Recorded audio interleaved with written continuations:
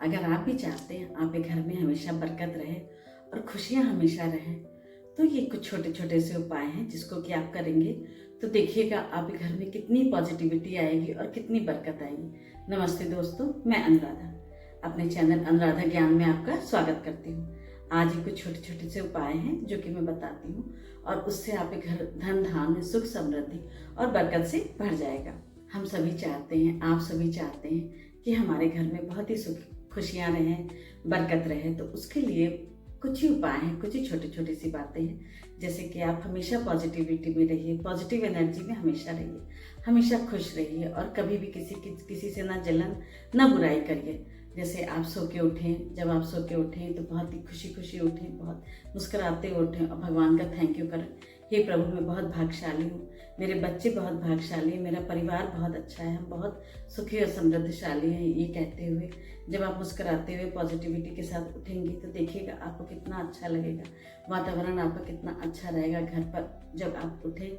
और उसके बाद आप मेन गेट का दरवाज़ा खोलें, ताला खोलें और उसमें जो मेन गेट के इधर दोनों तरफ पानी का छिड़काव करें। और उसके बाद जब अंदर आए तो पूरे घर के खिड़कियाँ खोल दें, दरवाजे खोल दें और पर्दे भी खोल दें, जिससे कि बाहर की अच्छी ऑक्सीजन आए, घर में वातावरण अच्छा सा रहे, हवा का क्रॉस हो और धूप भी अंदर आए। और उसके बाद जब झाड़ू लगाएं, चाहे आपके यहाँ झाड़ू लगाने वाली आती हो, तब भी घर में मोटी मोटी जल्दी झाड़ू लगाकर आप उसको झाड़ू लगा के जो अंदर का कूड़ा रहता है वो सब बाहर डाल दें। और झाड़ू कभी भी बाहर से अंदर ना लगाएं, हमेशा अंदर से बाहर की तरफ लगाएं।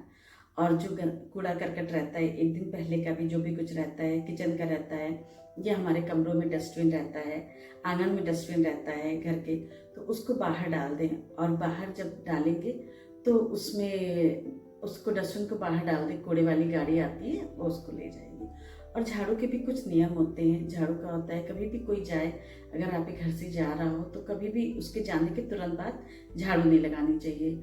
और हमेशा खुश रहें, किसी की भी बुराई ना करें। होता है ना, अगर कोई आपसे कुछ खराब बोल भी रहा है तो भी आप चुप रहें और उससे बोले ना। कहते हैं कि ना, जहाँ खुशियाँ रहती हैं वहाँ लक्ष्मी आती है, और जहाँ लड़ाइयाँ होती हैं वहाँ लक्ष्मी जी गुस्सा हो जाती है, नाराज हो जाती हैं। तो एक रामायण की चौपाई भी है ना, जहाँ सुमति वहाँ संपत नाना, जहाँ कुमति वहाँ चरित बखाना। तो ये तो हमेशा से है कि जहाँ सब लोग खुश रहते हैं, जहाँ का वातावरण अच्छा रहता है, वहाँ हमेशा लक्ष्मी जी का वास होता है। और जब पोछा भी आप लगवाएं घर का, खुद लगाएं या लगवाएं, तो पानी में जरा सा नमक, थोड़ा सा नमक, आधा चम्मच नमक या 1/4 नमक का जो रहता है पिसा नमक, वो जरूर से डाल दें। और हफ्ते में एक बार, 15 दिन में एक बार एक चुटकी हल्दी से भी पूरे घर में, हल्दी हमेशा शुभ काम में यूज़ होती है, तो उसको हल्दी का यूज़ करके हल्दी से भी हफ्ते में 15 दिन में एक बार हल्दी का जरूर से पोछा लगवाएं। हो सके तो सुबह जल्दी उठें, सूर्योदय से पहले उठें। और अगर आप ना भी उठ पाएँ, सूर्योदय के समय ना भी उठ पाएँ, तो आप 6 से 7 के बीच में, 5, 6, 7 के बीच में तो आप जरूर से उठ जाएं। जो महिलाएं जो लोग घर पे जल्दी उठते हैं, वहाँ देवी देवताओं का वास होता है। तो उसके बाद उठ के खिड़की दरवाजे वगैरह खोल के, और जो मेन गेट का ताला खोल के, और गेट के इधर उधर जब आप पानी का छिड़काव करेंगी और घर में अच्छी सी हवा आएगी, उसके बाद स्नान करेंगी। और स्नान के बाद जब पूजा करेंगी तो पूजा में धूप बत्ती जलाइए, दीपक जलाइए और घी का दीपक जलाइए, और उसमें ना हो तो तेल का ही जलाइए। और जब धूप बत्ती देंगे और उसके बाद हो सके तो आप कपूर का, जो देशी कपूर आता है, तो देशी कपूर और 2 लौंग एक मिट्टी की प्याली में आप रखकर उसको पूरे घर में घुमा देंगी, तो उससे बहुत ही अच्छा पूरे घर में सुगंध का वातावरण रहता है और नेगेटिव ऊर्जा अंदर नहीं आने पाती है। और तुलसी माता को जल दें, और तुलसी माता का जो गमला होता है वो आप अपने गेट के पास रखें, उत्तर पूर्व दिशा में रखें। और उसमें शाम को जब दोनों पहर मिलते हैं, उस समय आप उसमें घी का दीपक जलाएं। और हर दिन तुलसी को जल दें, केवल रविवार को छोड़ के हर दिन तुलसी को जल दें। और तुलसी माता हमारे घर में आने वाली सारी नेगेटिविटी को बाहर कर देती हैं। और तुलसी जी को पानी देना, उनमें दीपक जलाना बहुत ही शुभ माना जाता है। बहुत सी माएँ होती हैं ना, बहुत ज़्यादा शिकायत करती रहती है बच्चों से। उनको अपने सारे रिश्तेदारों में, जिससे भी अपनी सास, ननद, देवरानी, जेठानी और सबसे दुश्मन रहती है। कभी किसी किसी का अपनी बहनों से भी नहीं पड़ती है, तो अपनी बहनों की बहुत शिकायतें करती रहती हैं। और वो माएँ ये बात भूल जाती हैं कि वो तो कह लेती हैं वो बच्चों से। और बच्चों का तो मन बहुत कोमल होता है, वो बच्चों से कह के तो अपना सारा दुख भूल गई, लेकिन बच्चों को याद रहता है। वो हमेशा मन में रखे रहते कि इन्होंने मेरी माता से ऐसा कहा, इन्होंने मेरे पिता से ऐसा कहा। तो ये उनसे उनके गलत संस्कार भी पड़ते हैं, जो कि आपके आगे वाले समय के लिए बहुत ही खराब रहते हैं। और बच्चों में संस्कार डालना, अच्छे संस्कार डालना तो माता पिता का काम होता है। वो जैसा देखेंगे, बच्चे जैसा देखेंगे वैसा ही करेंगे, और वो वही सीखते हैं और वही करते हैं अपने आगे आने वाली ज़िंदगी में, वो वैसे ही काम करते हैं। और बहुत सी माएँ होती हैं, बहुत से पिता भी होते हैं, बहुत गुस्सा करते हैं बच्चों को। तुम जरा सा पढ़ने में कमज़ोर हुआ, जरा सा भी कुछ हुआ, तुम तो कुछ कर ही नहीं सकते हो ज़िंदगी में, तुम क्या करोगे ज़िंदगी में। तो ऐसा कभी भी नहीं करना है। हमेशा भगवान से हमेशा प्रार्थना करनी है, हमेशा यूनिवर्स से प्रेयर करनी है कि भगवान आपने बहुत अच्छे बच्चे दिए हैं। अगर बच्चे में कुछ कमी भी हो तो उसको हमेशा कहना नहीं है, कि शब्दों को हमको बहुत अच्छे से बोलना है। जैसे कहते नहीं है, पहले के लोग कहते थे कि तोल के बोले, शब्दों को भी तोल के बोले। और बहुत सी माएँ बहुत परेशान रहती हैं बच्चों के लिए, कि बच्चों के आगे की उनकी पढ़ाई के लिए, उनकी तरक्की के लिए, उनकी नौकरी के लिए। तो ऐसे में माँओं को बृहस्पतिवार का, वीरवार का, गुरुवार का व्रत जरूर से रहना चाहिए। ये व्रत बहुत ही, अगर संकल्प कर ले कि हम 11 बृहस्पति व्रत रहेंगे या 21 बृहस्पतिवार का व्रत रहेंगे, तो उनका जो वो सोचेंगे वो जरूर से पूरा होगा। और बृहस्पतिवार के व्रत में कुछ भी नहीं होता है, स्नान ध्यान करके, बहुत ही आसान सा व्रत होता है। आप स्नान करके पीला वस्त्र धारण करें, और इसमें केले की पूजा होती है, केला चढ़ाया भी जाता है। लेकिन जो व्रत रहता है वो केले का सेवन नहीं करता है। इसमें आप गुड़ चना भी चढ़ा सकती हैं, और पूरे दिन नमक नहीं खाना है, और एक टाइम अनाज खाया जाता है। और इसमें कभी कभी बहुत से लोग बेसन भी खाते हैं, गुड़ चना लोग प्रसाद चढ़ाते हैं, तो उसी को भी एक टाइम के खाने के रूप में खा लेते हैं। या कई लोग जब गेहूं के आटे की पराठा बनाते हैं, रोटी बनाते हैं, रोटी तो नहीं, लोग अधिकतर पराठे पूड़ी बनाते हैं। पहले के लोग रोटी को भी वो नहीं मानते थे, साफ नहीं मानते थे, तो पराठा पूड़ी कुछ बनाते तो उसमें हल्की सी हल्दी डाल लेते थे। आप बेसन का सामान बना लीजिए।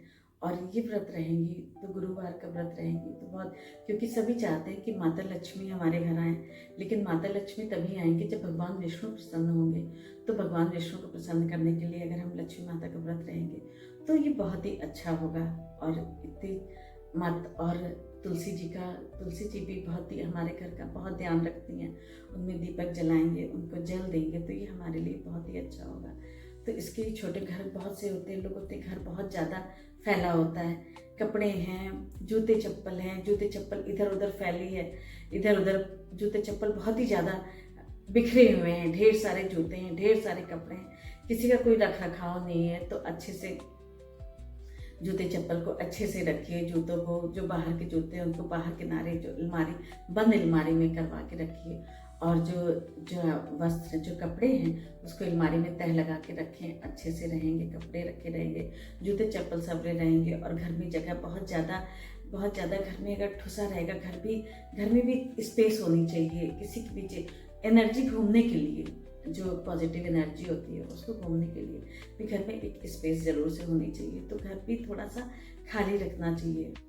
घर भी खाली, बहुत ज़्यादा खाली नहीं, लेकिन तब भी बहुत ज़्यादा भरा भी ना हो, तो हमारे घर में नेगेटिव ऊर्जा नहीं रहेगी। और बरकत भी, जब पॉजिटिविटी रहेगी तो बरकत अपने आप ही आएगी। किसी से जलन भी मत रखिए, किसी की बुराई भी ना करिए। अगर आप उसमें जलन में रहेंगे, हमेशा परेशान रहेंगे, तो इससे भी 4 बीमारियां भी घेरती हैं। और जब 4 बीमारियां घेरती हैं तो हमें डॉक्टर के पास भी जाना पड़ता है।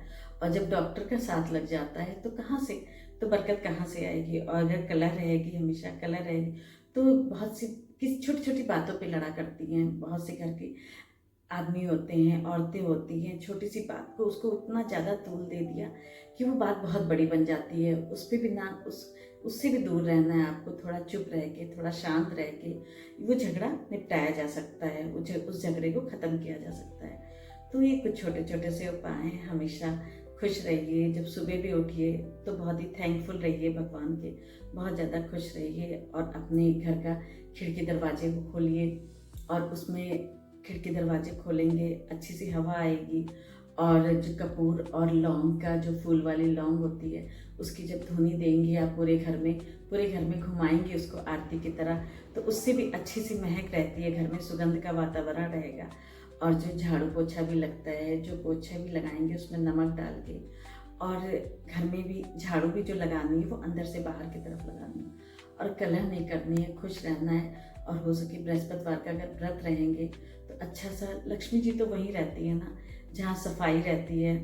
कोई हमारे घर में आया, उसको इतनी, कोई मेहमान को बुलाते तो हम अपना घर साफ ही तो रखते हैं, तो वो भी आके बहुत खुश होता है। तो ऐसे ही माता लक्ष्मी भी हैं, अगर घर साफ सुथरा रखेंगे तो वो भी देखेंगे साफ सुथरा, अच्छा सा वातावरण रहेगा, अच्छे से सब पॉजिटिव रहेंगे, घर में खुशहाल लोग रहेंगे।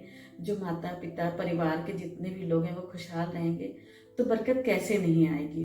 ये छोटी छोटी सी बातें हैं, अच्छे से संस्कार रहेंगे हमारे, हम अपने बच्चों में भी अच्छे संस्कार डालेंगे, खुशहाल माहौल रहेगा, तो बरकत, हर हाल में बरकत आके रहेगी।